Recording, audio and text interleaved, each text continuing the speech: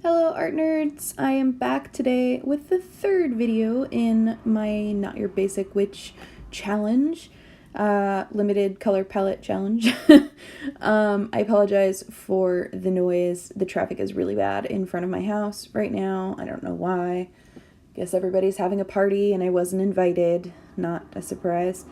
Anyway, I had a prompt for this when I was originally writing up my prompts. It was like rescuing plants, and I just immediately knew that I wanted to have somebody like picking up all of their plants because a thunderstorm is coming. So that's exactly what I did. This was kind of weird because I had this thought, this was exactly what I wanted to do, and when I did a little thumbnail a few days ago, I like knew that this was what I was going to do, and nothing about it changed. And I still really like it, and that doesn't usually happen for me. Usually I will make like an idea of an illustration, a thumbnail for it, and then I'll make a couple more thumbnails for it because I can't get it right. I can't get the pose right or the background or something. And this turned out exactly how I wanted it to. So, yay me! I definitely learned a few things doing this. I learned that I really like the color, the sandy color that's on the wall. I'm still really amazed that I'm being able to get all of this variation from just 5 colors. Like, I've always had color palettes that, like watercolor palettes that had so many colors in them. And I guess I just used too many colors and things never looked cohesive. I'm really excited about all of the pieces that I've done so far and looking at the other prompts that I made myself and how all of the pieces are going together so far. Like, they all look nice together. And on every one of these, I'm learning a little bit more about my painting style and the things that I want to do and the things that I'm not very good at. And yeah, I don't know, I'm learning.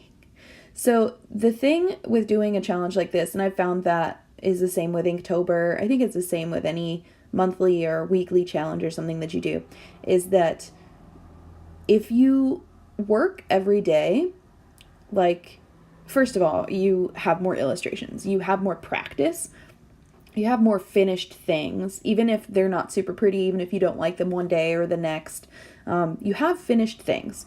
So first of all, you're learning how to finish things and not say, oh God, I hate this sketch, and then put it down and just keep doing that over and over and over again.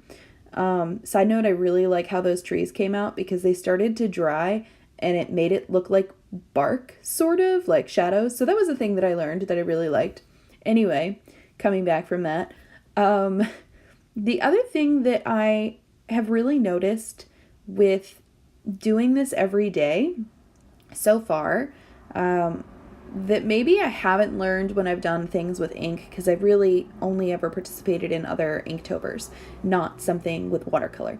But what I'm learning is that the things that I screwed up on yesterday or the day before are still in my mind and like at the forefront of my mind because I just did them. Like, if I notice that this particular technique or this particular color matching thing didn't work on yesterday's illustration, I still remember it because it was yesterday.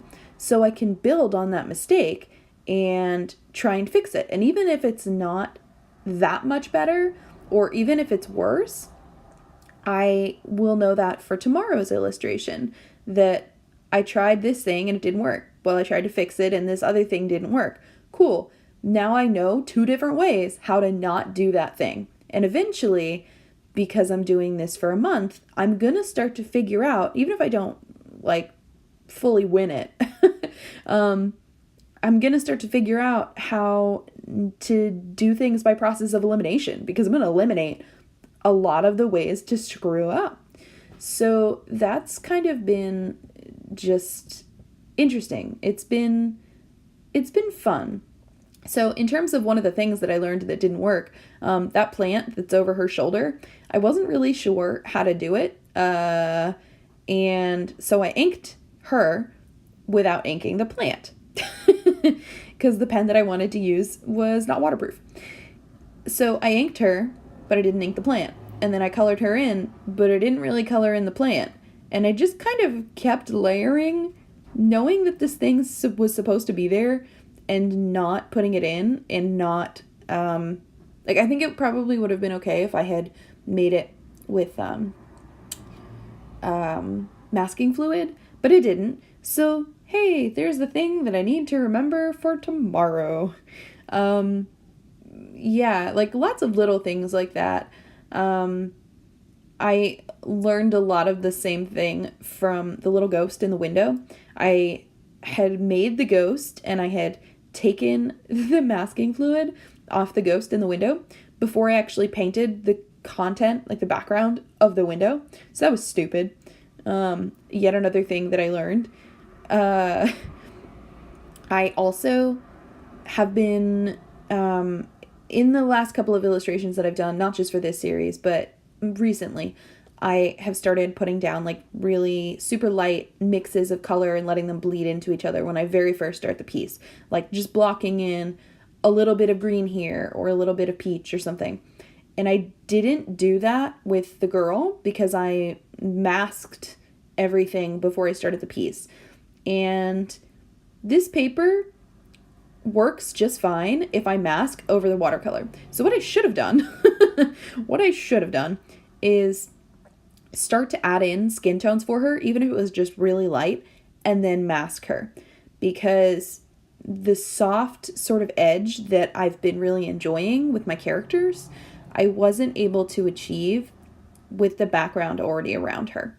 So that's a little thing that I learned. And I'll be trying to remember that later tonight when I start the next illustration. Yeah, I'm really enjoying this process, and I'm learning something new, partly about the colors, but partly about my workflow and about what things I focus on and what things I don't put enough attention in every day. And one of those things actually is that the very first illustration that I did was just a face. It was just a girl floating, and that was it. And I really liked how I was able to get her facial features, but I had the entire page to do it. And this painting and the last one, I've not been super happy with the characters' faces. And I think part of that is size, just that I'm working a little bit too small. But I don't normally work on this size paper anyway. This is actually like 9 by 12, which feels really big to me felt really big to me before starting this. And just in the last two pieces of trying to paint these backgrounds and try and give them like a place in space, to give them mass, I am not happy with how small the watercolor paper feels. Like, it feels small to me, which is very odd because I've never worked on any paper that's larger than this. And I do have really teeny tiny little finer liners that I was using and all of that. I think it's just that the faces have not been big enough for me. And I have thumbnailed most of the other illustrations, or all of the other illustrations that I'm planning to do this month. So I'm looking back at those thumbnails and trying to see where I can adjust this placement of people, because I don't want to cut off their bodies. I don't want to do that thing where you draw the person.